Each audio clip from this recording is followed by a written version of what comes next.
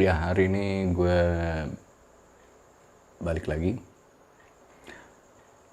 Hari ini gue mau cerita mengenai nasionalisme.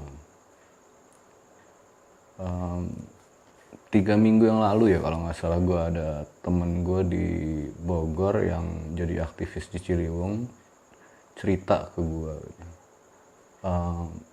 betapa penting di generasi sekarang kita ngomong soal nasionalisme. Orang nasionalisme sudah bergeser dari arti kata yang sebenarnya di hari ini.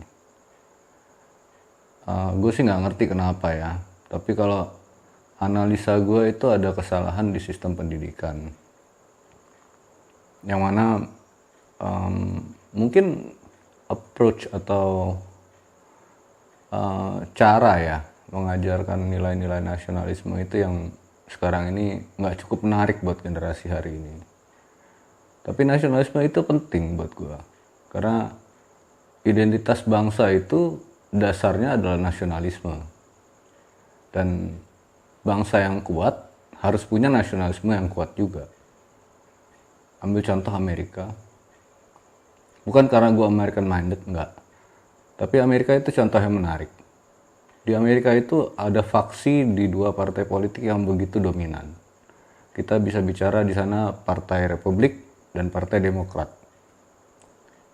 Nggak pernah ada kata damai di antara mereka kalau bicara partai. Tapi coba yang diganggu itu adalah Star Spangled Banner, bendera mereka, bendera nasional mereka. Mau itu Partai Demokrat, mau itu Partai Republik, mau itu warna kulit kuning, kulit hitam, kulit putih yang ada di Amerika, pasti mereka unified jadi satu.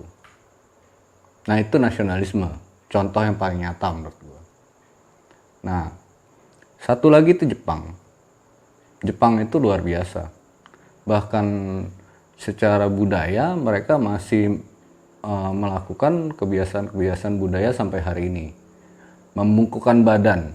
Bagaimana melihat orang itu penting atau tidak pada saat orang Jepang membungkukkan badan? Semakin dia rendah membungkuk, semakin tinggi, artinya orang yang di hadapan dia itu entah itu posisi sosial, entah itu posisi politik, itu artinya gitu. Nah, gue sama temen gue itu sempat ngobrol gitu berdua. Tadinya dia mau bikin konten ya untuk 1 Juni, tapi gue pikir nggak ada salahnya lah gue yang ngomong masalah nasionalisme buat dia gitu. Sedih sebenarnya ya kita ngomong kalau satu bangsa itu ada krisis nasionalisme,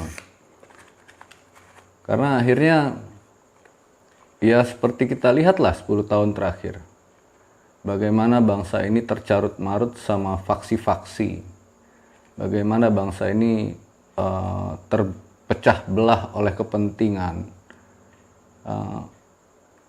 Banyak bukti yang kita bisa lihat di sekeliling kita, ya baik itu lewat media atau di lingkup keluarga gitu, bagaimana fanatisme terhadap satu faham itu akhirnya membuat satu keluarga jadi terpecah-pecah. Yang paling buruk itu yang pernah gue dengar itu waktu gue di Jakarta, gue nggak lihat langsung tapi gue dengar dari teman baik gue, adalah istri menceraikan suami karena berbeda pilihan presiden. Dan menurut gue itu gila banget gitu. Kenapa bisa kayak begitu? Ya karena nasionalismenya nggak ada.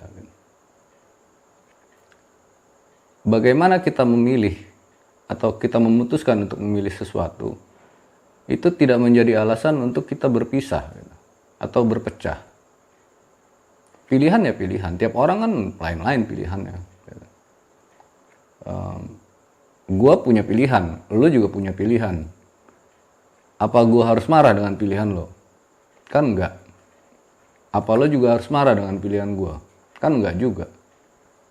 Apa pilihan itu membuat kita jadi berseberangan? Kan enggak. Gitu.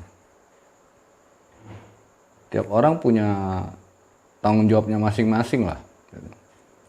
buat keputusan, buat pilihan. Ya kalau nggak ada dasar yang kuat nasionalisme, terus bagaimana gitu? Ya gue sih, kalau gue sendiri gitu ya, nasionalisme itu sederhana buat gue. Satu bangsa, satu bahasa, satu tanah air. Itu aja kita pegang, selesai urusan yang lain-lain. Nggak ada itu cerita lagi. Kalau lu udah ngomong satu bangsa, satu bahasa, satu tanah air, kan? Apa alasan lu untuk bilang kita ini berbeda? Apa alasan lu untuk bilang bahwa yang mayoritas lebih baik dari yang minoritas? Apa alasan lu untuk menjadi superior? Apa alasan lu untuk merasa lebih baik dari orang lain pada saat kita bicaranya kebangsaan? Bendera itu lambang negara, ya kan? Presiden itu simbol. Tapi presiden dan bendera, khususnya lagi bendera, nggak ada artinya kalau orang yang jadi warga negara nggak punya nasionalisme. Kadang gue suka sedih ngelihatnya, gimana zaman sekarang ini semua serba absurd ya menurut gue. Kok bisa gitu orang bicara untuk kepentingan kelompoknya, untuk kepentingan golongannya, lalu seolah-olah dia bicara dia nggak hidup lagi di tanah ini, gitu, di negara ini, gitu. Ya gue sih nggak bisa salahin mereka juga, gitu. Karena mereka seperti itu pasti ada yang salah juga di mereka. Justru yang kita mesti cari, apa permasalahannya? Kenapa ini terjadi? Dan gimana supaya ini nggak terus-terusan terjadi? Adalah sangat buruk kalau satu bangsa itu nggak punya nasionalisme. Dengan mudah asing bisa memecah kita. Dengan mudah antar kelompok di kebinekaan yang kita tahu bagaimana Indonesia ini sangat beragam, gitu. Ada sekian puluh ribu pulau, ada sekian ratus ribu bahasa daerah ya, ada warna yang begitu banyak, dari warna kulit, warna kebudayaan. Terus mau jadi apa? Gua selalu berpegang sama 3 hal tadi. Satu bangsa, satu bahasa, satu tanah air. Buat gue itu kunci dari nasionalisme. Ya buat teman-teman yang kenal gue, sampai hari ini gue masih tetap nasionalis. Gak ada kepentingan lebih tinggi dari kepentingan kebangsaan. Gak ada kepentingan lebih tinggi dari tanah air. Itu gue.